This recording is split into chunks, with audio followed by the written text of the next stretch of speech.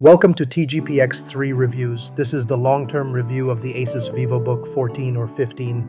This is not sponsored by Asus or any distributor, nor was it given to us as a review unit. The Asus Vivobook 14 is an entry-level laptop.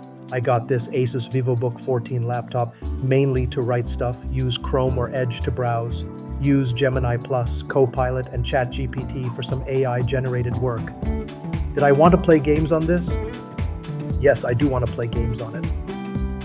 I did ask the sales guy at PC Works if it could run StarCraft 2 and a few old games that I don't have or can't play on my PS5. The guy said it would work, so I bought it. That was 8 months ago. So how is it 8 months into it?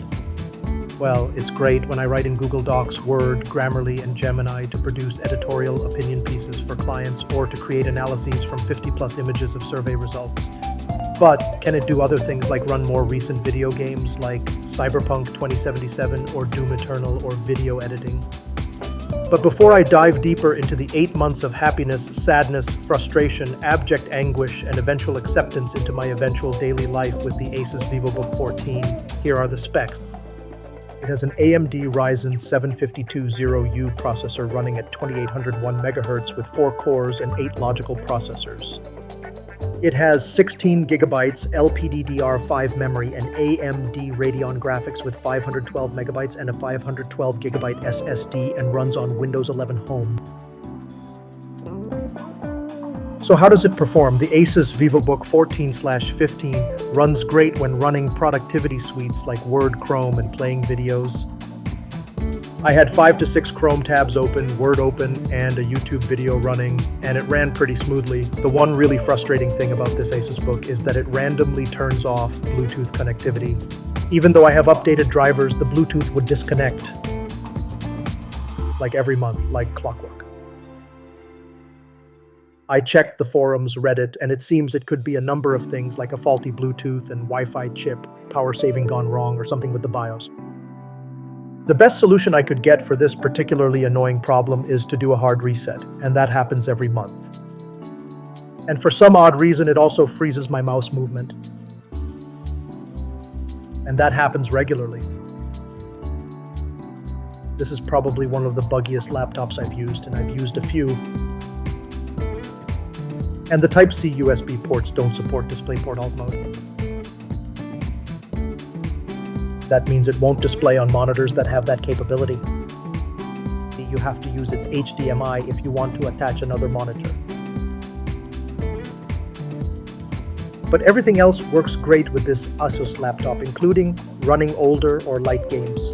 I ran Steam games like Dredge, StarCraft 2, Zuma, a personal favorite, and they ran pretty well. But newer games like Doom Eternal and Cyberpunk 2077 and even Batman Arkham Knight, unless you like your laptop crashing a few times and running on abysmal load times and graphics, then don't. Go buy yourself a Sony PS5 or Xbox Series X to enjoy these games instead.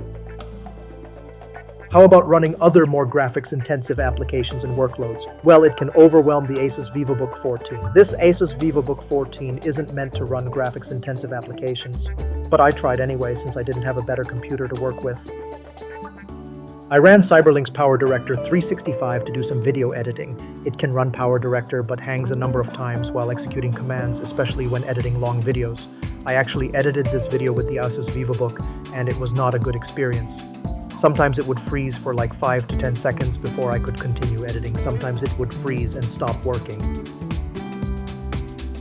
That normally happens when you're running a few open tabs on Chrome. There were a number of times when I just wanted to pick up the laptop and power slam it.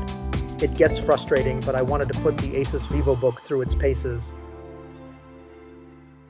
Fortunately, I did manage to get it to edit videos, but most of the time I either close all other applications or open one tab to do some additional research or just suffer through freezes, hangs, and keep saving my work every 10 seconds or so. So what is the overall experience after 8 months working on the Asus Vivobook 14? Regularly app browsing, updating content on websites, and watching videos simultaneously is pretty good. Running old games like StarCraft and alt-tabbing to check social media and doing some light work was always good. But the Bluetooth conking out in the middle of work or play is a major letdown, and it happens regularly, so that affects everything. I'm glad the touch and number pad still work. Video editing and doing some dock work at the same time on the Asus Vivobook 14, not a good experience, but oddly I made it work. Or rather, I accepted it as part of the daily grind of the work that I do. Don't even try to run newer games like Cyberpunk 2077 while running simultaneous graphics-intensive apps. The Asus Vivobook is good for light productivity work, browsing and running a few old games, but for video editing and graphics-intensive applications, look elsewhere. For light productivity work and games, we gave the Asus Vivobook 14 a barely passing 3 stars. The Asus Vivobook 14 gets 2 stars, and it's not good for more graphics-intensive work. So there you have it, our first long-term review for TGPX3. For more news and reviews, visit tgxp3.com. Follow us on facebook.com/tgxp3, Instagram @tgxp3official, and TikTok @tiktok.com/@tgxp3.